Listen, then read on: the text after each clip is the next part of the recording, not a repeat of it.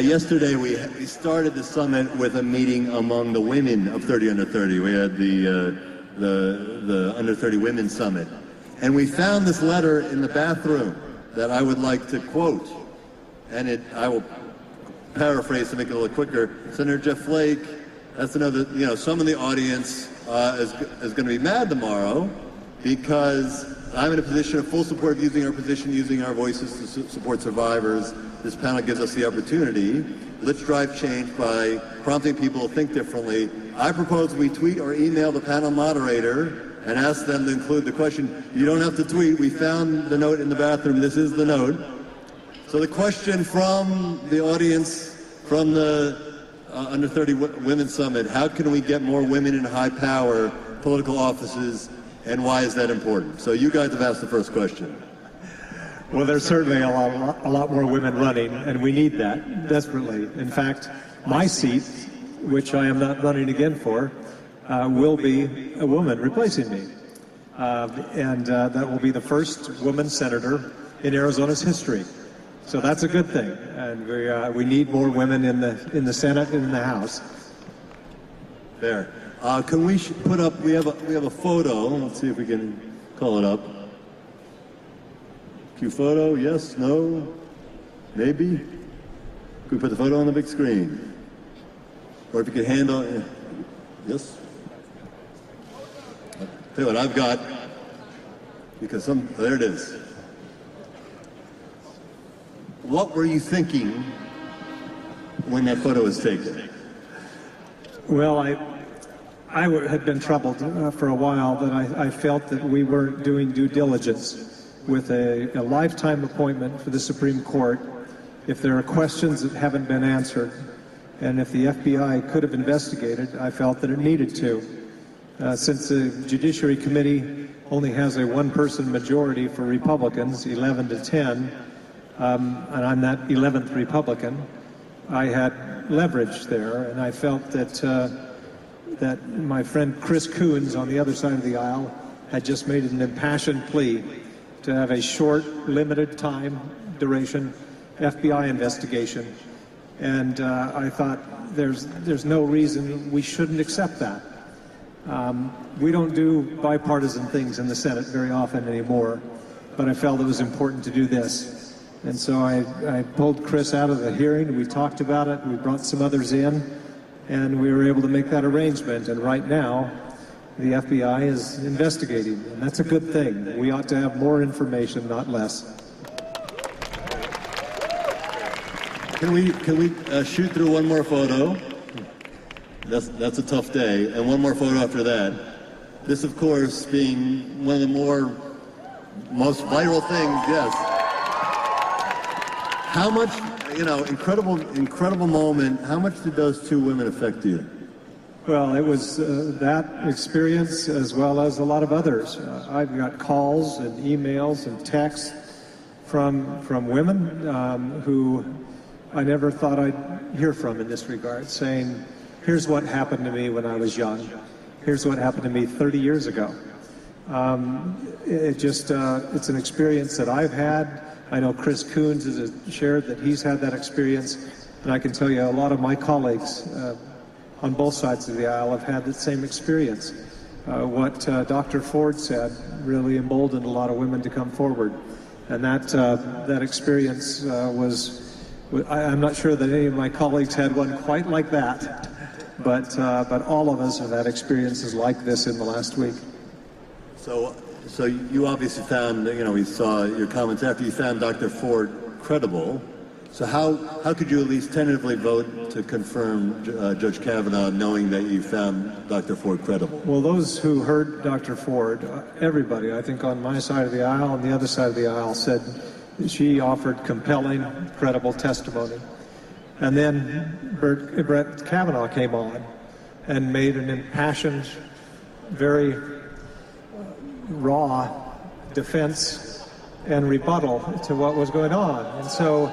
And that was seen as very effective as well. And I've said before, some people were turned off by the rawness of it, the anger. But I said at the time, had I been what I felt was unjustly accused, that's probably how I would have responded as well. So I don't know how, and I said the day before on the floor of the Senate, we may not have any more certainty after the hearing. And that's how I felt. There was a lot of doubt still. That's why it was important to have the FBI do more investigating and have more information, not less.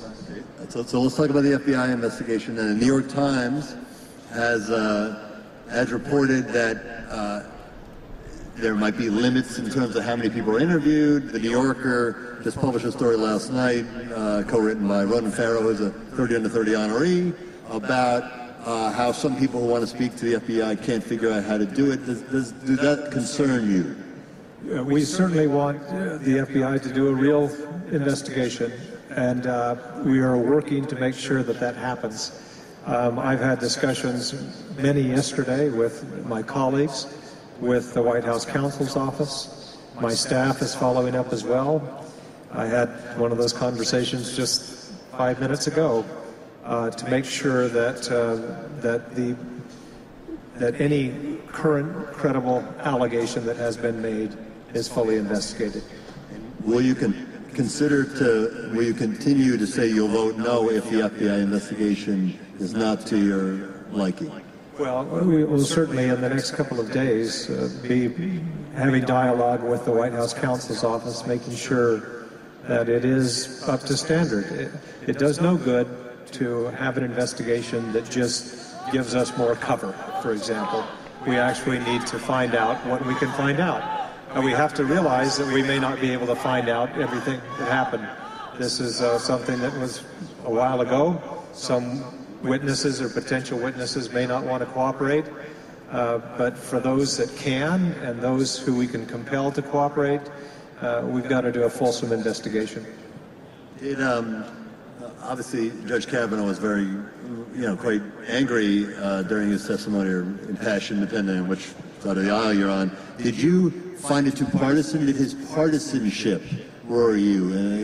Mentioning the Clintons, and there's some Democrats who are saying, could we even get a fair shake if he was a Supreme Court justice?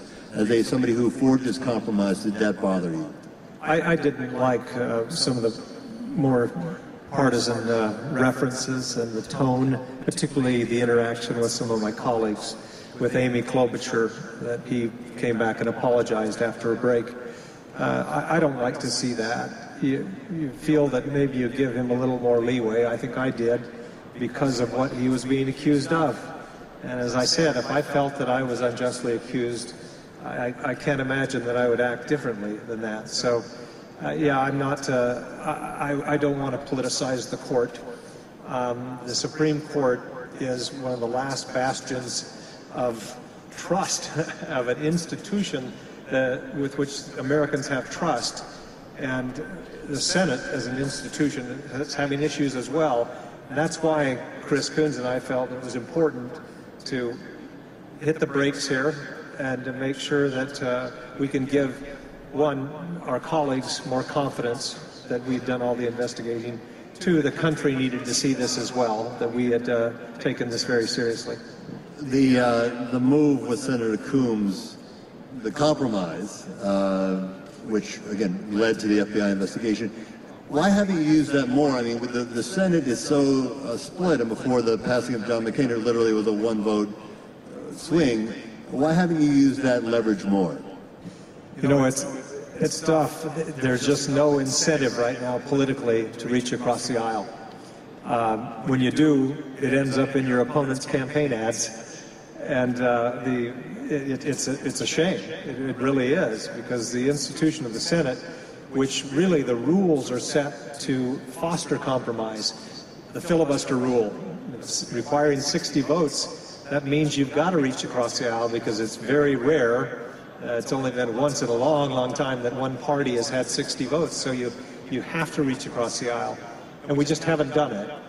I felt so strongly a few years ago about it that we needed to prove that Republicans and Democrats can get along, that I'm literally marooned myself on a deserted island in the middle of the Pacific with Martin Heinrich, a Democrat senator from New Mexico, and we, with no food, no water, to survive for a week. we managed to do so. We got back here, went around to talk about bipartisanship and how it's needed, why it's needed. This was in 2014. And Stephen Colbert ran a clip on his show of us trying to spearfish and starve. And he said, Jeff Flake and Martin Heinrich proved once and for all Republicans and Democrats can get along if death is the only option. So for what it's worth, we've empirically shown that the compromise and working together can work. There's just far too little of it in the Senate. Now, you did not, very publicly, you did not support President Trump. You did not vote for him.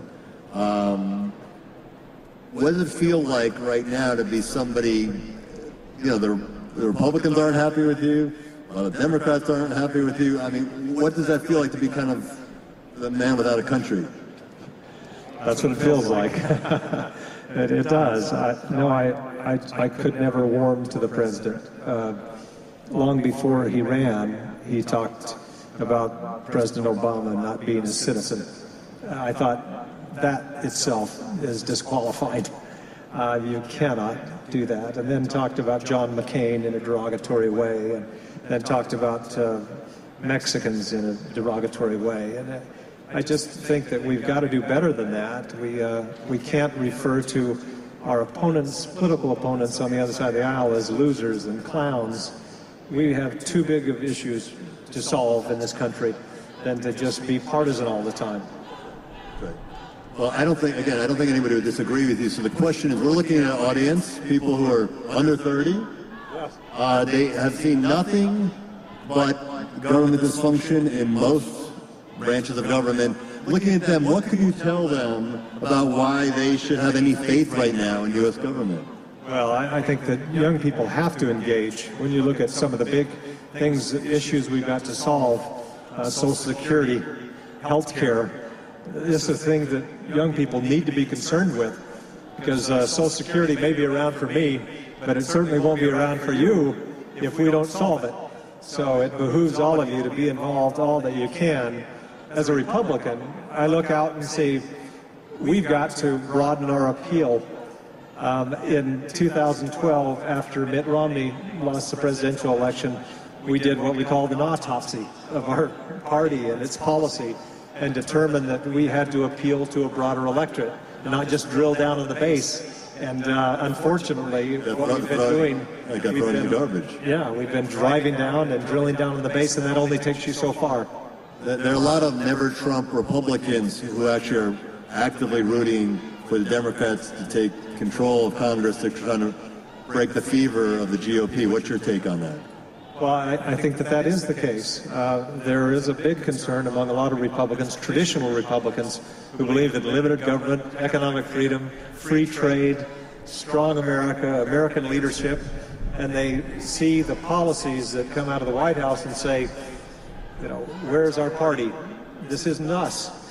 And they're looking, yearning for a more decent politics, for people to get along and to compromise where needed. Stand for your principles, yes, but understand that compromise is not a dirty word. So what's the future for the Republican Party? What's the path forward? I think the path forward is to return to that model. We saw a lot of it, and we were reminded of it in the past couple of weeks with John McCain's funeral. And to hear about how he and John Kerry, they just talked about it, worked on Vietnam. In my time, I've worked with the Democrats to engage with Cuba, thinking that, hey, if we want to bring them closer to democracy, we ought to engage with them and show American values there instead of shun them. So on a number of issues, but on the really big issues we need to solve, they cannot be solved just with one party. Not even a party with 60 votes. You've got to have both parties. Again, reading your book and Consciously Conservative, it's quite a departure from where the Republican Party is now. You called, you have these terms for President Trump: reckless, outrageous, undignified, things like that. Looking back, would it have been better if Hillary Clinton had won? That's the Republicanism. I don't know how we can assess the past that way. All I can say is, moving forward, we've got to have a better politics for Republicans. Back in the time, I took the title of this book, The Conscience. I took the title of the book from Barry Goldwater. Barry Goldwater in the early 1960s, when he was going to run, there was a group of Republicans, the John Birchers, who were conspiracy theorists. They, were really outside of the mainstream. And there was a concerted effort to push them aside because we couldn't have, as they put it, this emblem of irresponsibility in the Republican Party. But yet, I think now that emblem of irresponsibility is governing, and we're going to have to move away from it if we're going to be a majority party in the future. Okay, so I'm going to ask the same question I asked John Kerry. You're going to need a job in about 2 or 3 months. Any interest in running for president, either as a Republican or an independent? I said that I do hope that somebody else runs in the Republican primary. The Republican Party is the president's party right now, but it won't always be, and it can't be if we're going to be a major political force in the future. I don't see that happening in my case. I will give a speech in New Hampshire tonight, but just, if nothing else, in memoriam of what the Republican Party should be, and when we stick to principle, and when we realize that we've got to be a decent party, and not, anger and resentment are not a governing philosophy. So.